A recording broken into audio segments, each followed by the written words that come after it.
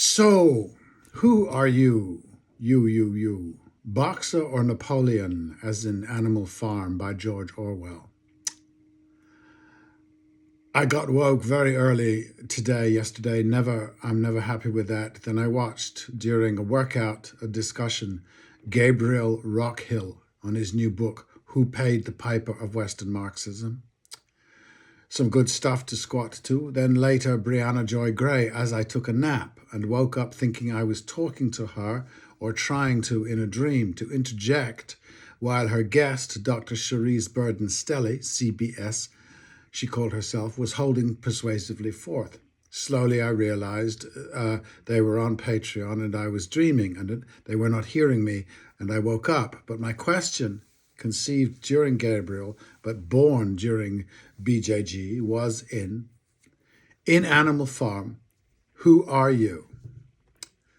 Especially as both shows were about who has betrayed the left, AOC and Zoran, or academic Marxists. Both had a list of these traitors, and they were coming up with little reason beyond character flaw. Animal Farm, as I remember, was supposed to be an allegory for the Soviets. It has been a long time, and I think I read it twice, but the story, as it is marinated, has become something maybe not originally intended in my mind, which is, of course, perfect. Who are these discussers and podcasters in the book? They are the pigs.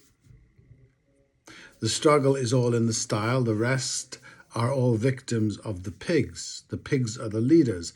I thought it is not a criticism of the podcasters, but a reality in which they operate. Tom Hayden wrote before the 2015 election that he had changed in voting for Bernie to Hillary, even that old warrior. He added, "My intellectual hero is C. Wright Mills." Quote, a Marxist who broke with what he condemned as the stale labor metaphysic of the communist and socialist parties, embracing instead an international new left led by young middle-class students around the world, end quote. It's ridiculous. Stale labor metaphysic. The students are the pigs. They are the Brahmin. They are the elite. They are the select. And that's who he's choosing. And they are the ones, interestingly, the Soviets were obsessed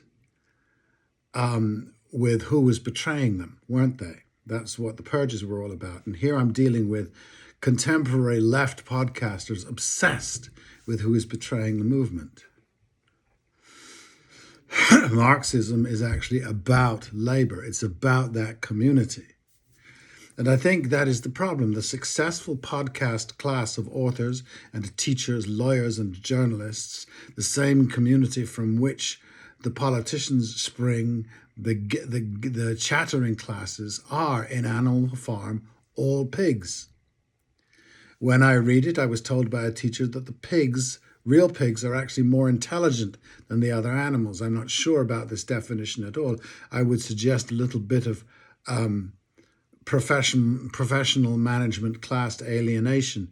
In a very big society, modern and various society, there are various professions with high salaries, status, kudos, and the rest that are overvalued.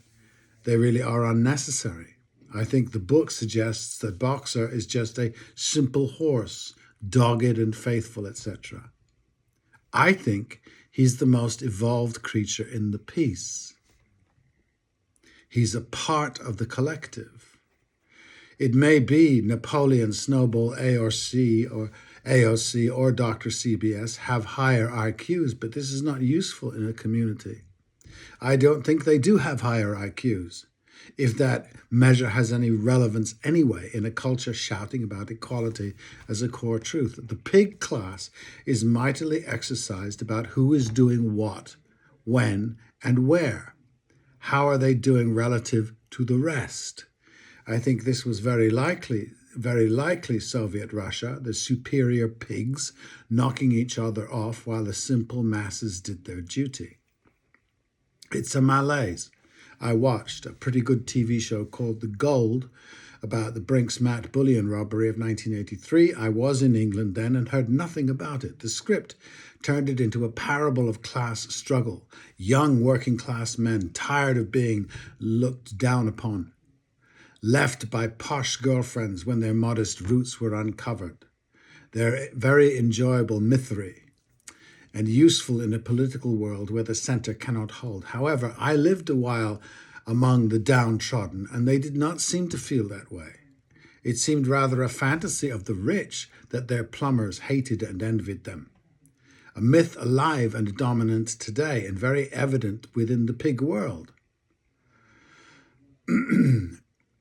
The notion of a strong boxer, a happy, generous, loyal community, loving, not craving always to live in a world they were not born into, as evidence pours in daily of the depravity and unhappiness of the people we are all advertised to long to be, is interesting at least, and so extant, so in everything, that one hears ladies protesting far too much.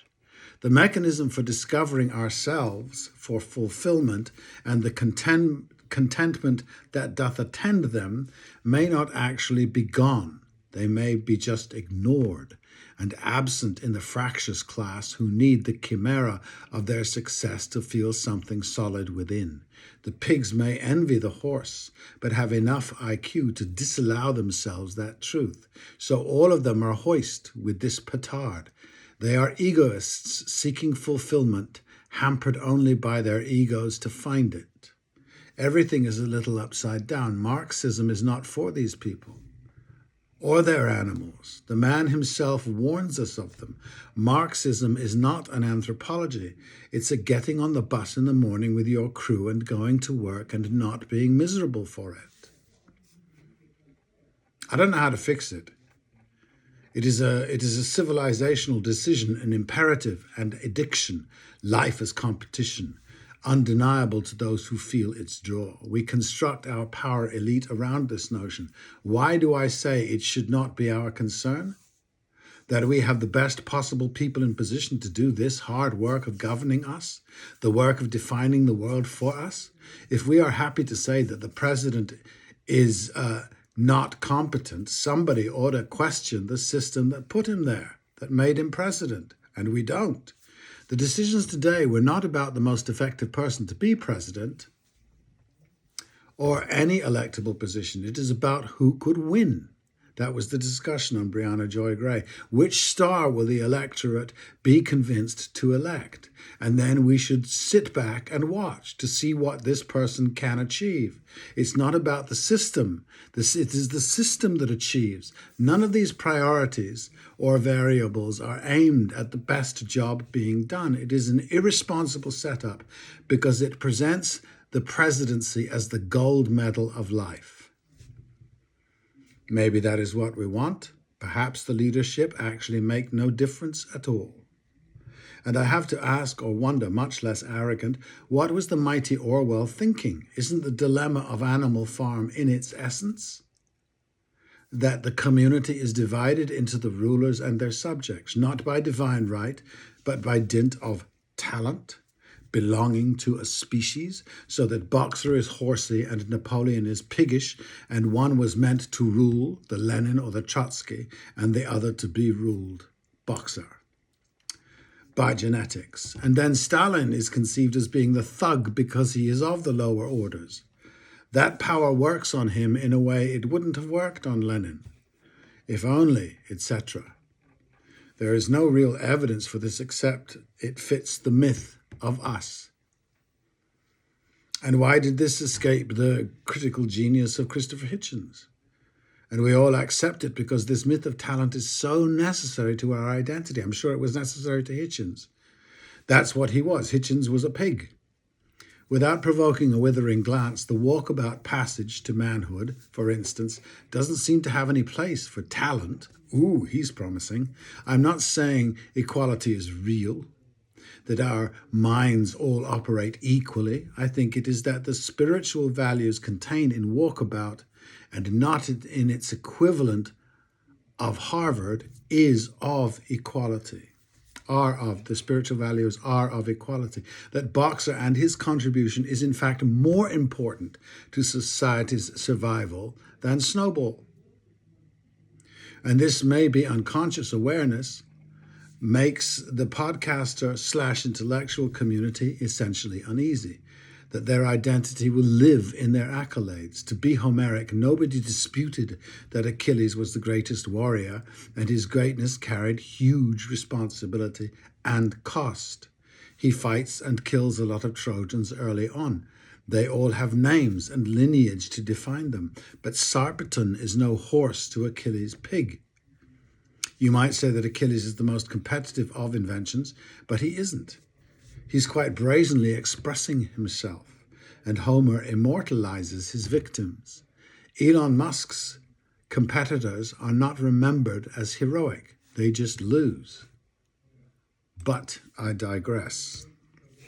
As long as our pigs self-identify as part of a social class and elite, they will become an AOC, because her realm is competitive in a culture that values superficials. I think she is quite genuine, but she has not really grown up yet. None of these are, for instance, none of them, Cesar Chavez, a boxer if ever there was one. We cannot avoid her beauty. We do try, out of respect, but it just becomes more powerful, therefore. Were she deeply intelligent, and she might be, she would speak more deeply. But the pigs among us, have such disdain for the horse that they create this bizarre language to speak to horses, like the football player who wins the game and thanks the fans for glorifying him. I'm not avoiding that some humans have a greater facility at what? Communication. I'm suggesting that as we, the masses, experience this glow, that it is too often attended by narcissism that mires the star in immaturity until he or she knows themselves. And this is a different process than passing exams and winning Pulitzers. Selfhood is the gold, not the glitter. And we don't just not value it, we positively proscribe it.